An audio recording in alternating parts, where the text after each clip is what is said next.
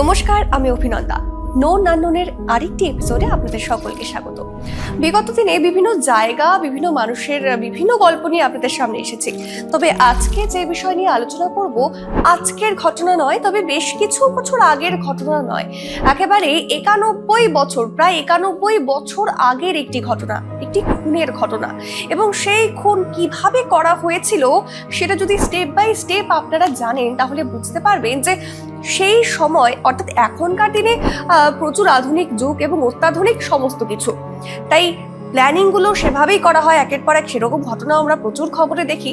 তবে প্রায় 91 বছর আগে কি করে সেই রকম চিন্তাধারা, অর্থাৎ খুন করার সেরকম একটি ভাবনা কারোর মাথায় আসতে পারে, সেটা জানলে সত্যি আপনারাও চমকে যাবেন। হয়তো অনেকেই জানেন এই ঘটনা, বা হয়তো ভুলে গেছেন, বা অনেকেই জানেন না। তাহলে বলবো যে একজন ডক্টর একজন জমিদারকে কিভাবে খুন করেছিল ঠিক 91 বছর আগে। জানি রাখবো সেই জমিদার, যার নাম অমরেন্দ্র চন্দ্র পান্ডে, তাকে খুন করা হয়েছিল। এবারে এই ঘটনা বলতে গেলে ঠিক যেভাবে শুরু করতে হবে, যে দু ভাই, তারা সৎ ভাই ছিল, অমরেন্দ্র চন্দ্র পান্ডে এবং বিনয়েন্দ্র চন্দ্র পান্ডে, তারা সৎ ভাই ছিল। এবং তাদের বাবা মারা যাওয়ার পরে ঠিক তাদের মধ্যে জমি জমা বিভিন্ন জিনিস নিয়ে, যেরকম এখনকার দিনেও হয়, ঠিক তখনকার দিনেও হয়েছিল এদের ক্ষেত্রে। জমি জমা, টাকা পয়সা নিয়ে বিবাদ শুরু হয়। এবং সেই সময় কিন্তু এক ভাই, যে অমরেন্দ্র, যাকে খুন করা হয়েছিল তার কথা বলছি, তার স্বভাব, তার ব্যবহার, তাকে সকলে ভালোবাসতো, নম্র ভদ্র স্বভাবের ছিল। আর অপর দিকে যে বিনয়েন্দ্র ছিল, তিনি একদম উশৃঙ্খল স্বভাবের ছিল, কোনো রকম ভাবে টাকা পয়সা ওড়াতে পছন্দ করতো এবং আয়েশে থাকতে পছন্দ করতো। এবং সেখান থেকেই সে যখন দেখলো যে তার ভাইকে সকলে ভালোবাসছে এবং জমি জমার যে বিষয়টা রয়েছে সে সবকিছু ভোগ করতে পারছে না, সেই থেকেই কিন্তু তার মনে একটা হিংসা শুরু হলো। এবারে প্রথমেই বললাম যে একজন ডক্টর খুন করেছে, ডক্টরের মাধ্যমে তার ভাইকে খুন করা হয়েছে। কিভাবে ঘটলো সেটাই আপনাদের বিস্তারিত জানাবো। প্রথম ভাই, অর্থাৎ যাকে মারা হয়েছে, অমরেন্দ্র, সে কোনো কারণবশত তার নিজের কাজের জন্য হাওড়া স্টেশনে গিয়েছিল। বেশ তার বোনদেরকে নিয়ে গিয়েছিল, তার এক বোন ছিল সঙ্গে, এবং বেশ কিছু পরিচিত কাছের লোকেরা গিয়েছিল। এবং হঠাৎ করে সে দেখতে পায় যে যখন ফিরবে, সে ঝাড়খণ্ডে ফিরবে, সে দেখতে পায় যে তার দাদা বা ভাই, সেই বিনয়েন্দ্র, সেও হঠাৎ করে হাওড়া স্টেশনে। সবাই অবাক হয়ে যায় যে সে কেন সেই সময় হাওড়া স্টেশনে, তার যাওয়ার কোনো কারণই ছিল না, কোনো কথাই ছিল না। এবং সে হঠাৎ করে যখন তার সাথে কথোপকথন শুরু করে যে সে কেন এসছে বা কিছু, সেই সময় সে ফিল করতে পারে হঠাৎ করে একজন ব্যক্তি তার গা ঘেঁষে চলে গেল।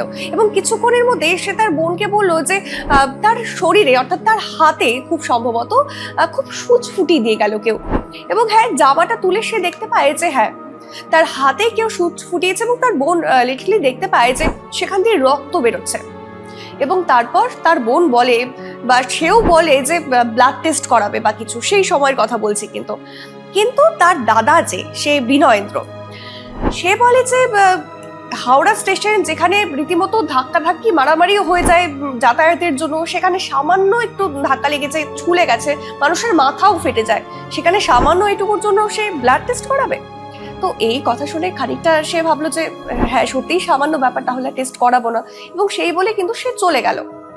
এবং তারপর চলে যাওয়ার পর সে তার বাড়িতে ফিরে গেল। এবং তারপর হঠাৎ করে তার জ্বর আসে, এবং জ্বর চলে আসে। সেই জ্বর কোনো কিছুতেই কমছিল না। ইভেন তাকে আবারও কলকাতায় ফিরতে হয়। সেখানে চিকিৎসার জন্য। কিন্তু কোনো ডক্টরই বুঝতে পারছিল না যে কিসের জন্য তার এত জ্বর আসছে বা কেন ঠিক হচ্ছে না। এবং ঠিক তার দুদিনের মাথায় তার মৃত্যু হয়। এবং সেই জায়গায় দাঁড়িয়ে তার বোনের মাথায় আসে যে দাদা মরে গেছে, তবুও তার দাদার ব্লাড টেস্ট করানো হবে, যেই প্রসঙ্গটা ঠিক সেই সময় উঠেছিল। এবং তারপর তার বোনের জেদের জন্যই এক প্রকার তার ব্লাড টেস্ট করা হয় মরে যাওয়ার পরেও। এবং সেখান থেকেই বেরোয় যে প্লেগ রোগের ব্যাকটেরিয়া তার ব্লাডে মিশে গেছে। এবং আরেকটি বিষয় বলে রাখবো যে এটা সেই জন্যই এত সন্দেহজনক একটা বিষয় হয়েছিল যে সেই কয়েক বছরে সে সময় কারোর কলকাতায় প্লেগ রোগ হয়নি, এবং কারোর মধ্যে সেই ব্যাকটেরিয়া পাওয়া যায়নি। এবং তার শরীরে আসলো কিভাবে, এটা একটা বিরাট প্রশ্ন চিহ্ন তৈরি হয়ে গেছিল সেই সময়, অর্থাৎ সেই টেস্টের রিপোর্ট যখন হাতে আসে।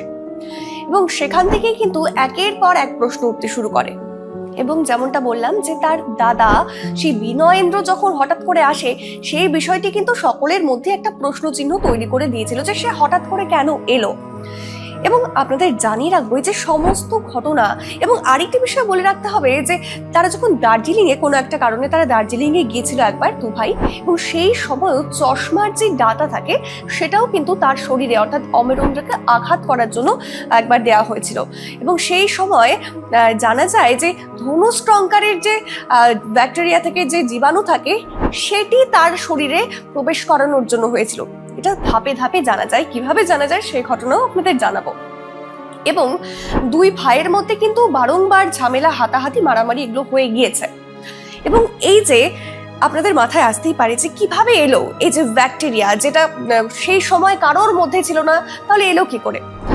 একজন ডক্টর তারানাথ ভট্টাচার্য, কে এই ব্যক্তি?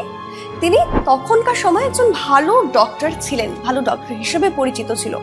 কিন্তু সেই ভাই বিনয়েন্দ্র তার খুব কাছের মানুষ ছিল, খুব বন্ধু এক প্রকার। যেহেতু সৎ ভাই ছিল অমরেন্দ্র, তাই সেই নিজের ভাইয়ের জায়গা সেই ডক্টরকেই দিয়েছিল, এবং তাদের মধ্যে একটা খুব নিজের আন্তরিক সম্পর্ক তৈরি হয়েছিল। এবং সেই ঘটনাগুলো যখন সে বিনয়েন্দ্র সেই ডক্টর বন্ধুকে বলতো, তখন কিন্তু তাদের মধ্যে একটা প্ল্যান হয়।